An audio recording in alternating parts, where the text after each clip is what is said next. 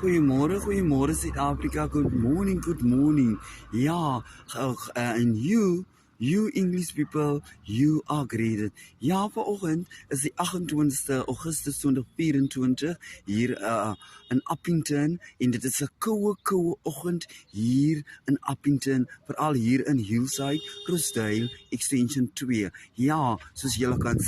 kan sien hoe lyk die lug. Ja, dit is bewolk, ja, dit is koud, maar jy,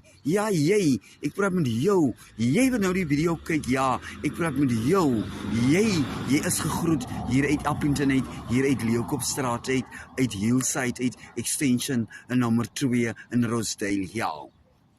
Nou mense, gister was ek te doen met die taxi drivers en my familie, en vanmôre, ja,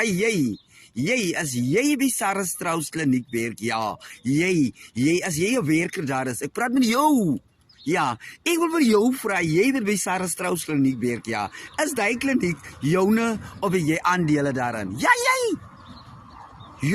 hebo, jy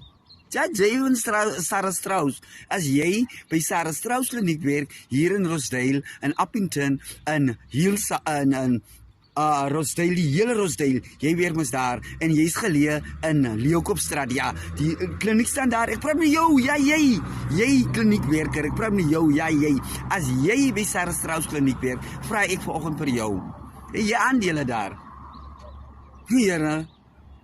ek verstaan nou nie, jy gaan aan, dis jou eiendom, of jy is die koning daar, ja, jy sit die hele dag in die sond, ja, ek praat met jou, ja, jy wat my so kyk, jy is 'n skoonmaker,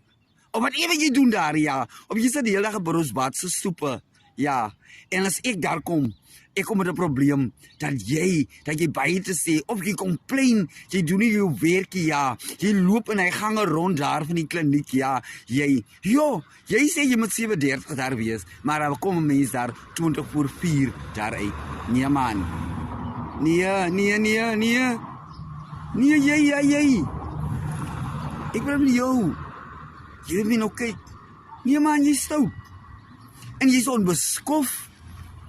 jy het geen Hennessy, ja, ek praat met jou, jy wil weer by Sarah Strauss kliniek, ek praat met jou, ja,